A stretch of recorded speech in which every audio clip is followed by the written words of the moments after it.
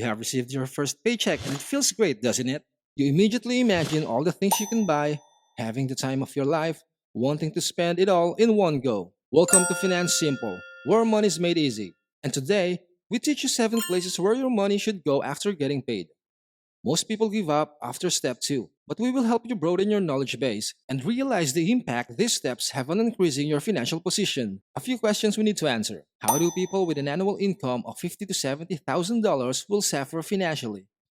How do they bury themselves in such great debt? Is there an imbalance? Why is there a wealth gap among the population? Are we being taxed too much? Well, there are numerous factors that can hinder people from achieving financial prosperity over just being able to pay their bills. There is one main reason that explains the phenomena. It is how to manage money. The real concern is that money management is not taught in schools or by parents, as they are most likely suffering the same financial hellhole. Poor money management is a learned behavior whose legacy of debt and poverty is being left to our future generations. This is alarming. It has been reported that 40% of Americans are unable to pay a $400 emergency expense due to their poor financial planning throughout their lives. We hope to provide a strategy that ensures you are not in this sinking ship. Let's begin with the first place your money should go when you get paid. Truthfully, where you should consider putting your salary before you are paid. Your retirement fund.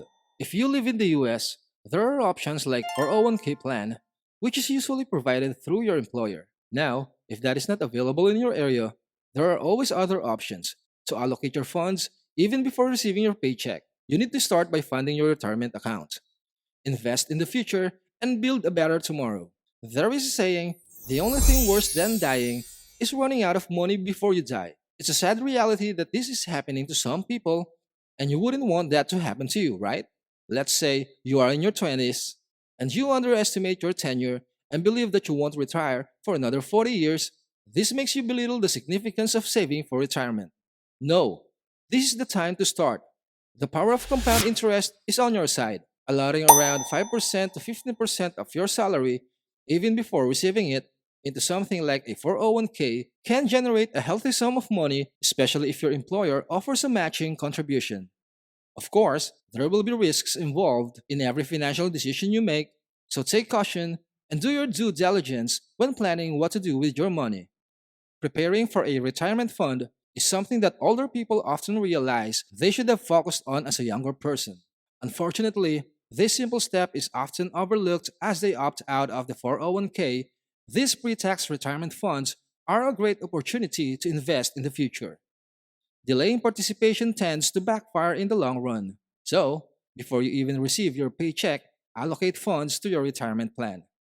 Find out if your employer offers a 401k and if they match your contributions as an additional benefit. If they do not, you still have other options such as Roth or traditional IRA, and all it requires is having taxable income and being of legal age to participate in your chosen plan. Now that a percentage of your salary has been taken for your retirement fund, we can move on to the second step, your checking account. This will become the main vehicle for everything that happens next. Unfortunately, as mentioned before, this is the first step for 90% of the population, and they are missing out on building a retirement account. At this stage, most people pay off their credit cards, utility bills, housing expenses, and so on. There is simply nothing left after that. But there are two areas where a properly configured checking account can be used to maximize your time and money. First, set up direct deposits for your paycheck if your employer offers this option. This will save you time over having to physically deposit your check or cash at the bank. Second, this strategy is highly important. You have the option to make automatic withdrawals into various accounts that are designated for specific purposes. Simply put, it may help you to have more than one account designated for specific tasks and utilize automated features to move money from your main account into these sub accounts to accomplish their given task. Moving on, you need to pay your necessities. Now, this may sound vague, as this may imply numerous things that you pay for. So, what is included in your necessities? It is simple: food, shelter, and transportation. There is also healthcare and utilities, which means your electricity, water, and rent or mortgage. Taking into consideration location and family size, your goal is to provide these things without using a significant portion of your check. Being able to pay for the basic necessities is greatly important to keeping yourself alive and is the focus of this step. There is the renowned needs versus wants rule, which is hugely important to understand, yet there are those who can't establish a difference between the two. Is it a necessity to order McDonald's, or can you save that money for something more essential? As a basic need, healthcare must always come first, which is usually something people ignore for some reason. They won't allot their funds for health insurance, checkups, all to supposedly save money. At this point, you are the source of your income, and if you aren't functioning at 100%, your income is in jeopardy. Your necessities need to be clear. You need to be able to pay them and ignore your temptations to indulge on wants. Other than that, you may also want to consider minimum payments, such as on your cards, but it will be discussed in other steps. Next, extremely important and often overlooked, your emergency fund. Whether you have $1 million in your bank account or owe $100, it should be a priority to have an emergency fund. This fund is a huge first step in relieving some of that financial stress you may be experiencing. How should you go about this? The common recommendation here is to have 3 to 6 months of your necessities covered in this fund in case something terrible happens and you lose your ability to generate income, or a true emergency takes place and you need quick cash on hand. This value is different for everyone, but what is most important is to start saving, setting small achievable goals, and increasing the total amount saved until you hit your number. The best way to start is to set up an automated transfer to your emergency savings account for as little as $10 to $20 per paycheck and increase this amount as much as able until your goal is achieved. This is not your vacation fund or your I need to fill a want fund. This is for true emergencies. Your car broke down, unexpected medical expense, or something of that nature. This is an important asset to have, even if you're in debt. If you don't have this fund and a true emergency happens, your only choice is to borrow money and dig yourself deeper into debt. Of course, we need to get out of debt overall, but first we need to budget our way into a health emergency fund. We arrived at step 5. Once that emergency fund is looking good and you have built yourself a safety net, you can use the money you allocated to this task to attack your debt. There are different ways to do this, and it mostly depends on the kind of person you are as well as how much debt you have. Here are two effective strategies. The first one is the debt snowball method, while the other is the debt avalanche method. The snowball method applies to people who have amassed many different types of debt: loans, credit cards, car note, mortgages, and so on. The goal here is to eliminate types of debt and simplify your debt repayment process while helping you stay motivated.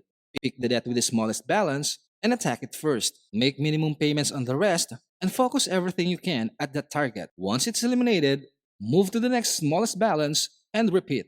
As you eliminate debts, you can allocate those extra money obtained by reducing expenses on minimum payments to focus on your next target. We know it can be difficult to make this switch and get engaged with your debt, but ignoring it will not make it go away. Besides, you borrowed the money, and it's your duty to honor your agreements. Addressing the issues will do wonders for your mental health. The debt avalanche method is said to be better, as it can save you money in interest payments, but the decision to use a method really is a personal choice based on what works for you. The goal is the same: eliminate types of debt and focus your efforts on a single target while paying minimum payments on the others. The difference here is your chosen target. Instead of targeting the smallest balance, you target the highest interest rate. Focus on paying off the balance with the highest rate to reduce the amount of interest you are paying each month, and use the payments from the completion of a target's debt payoff to focus on your next target.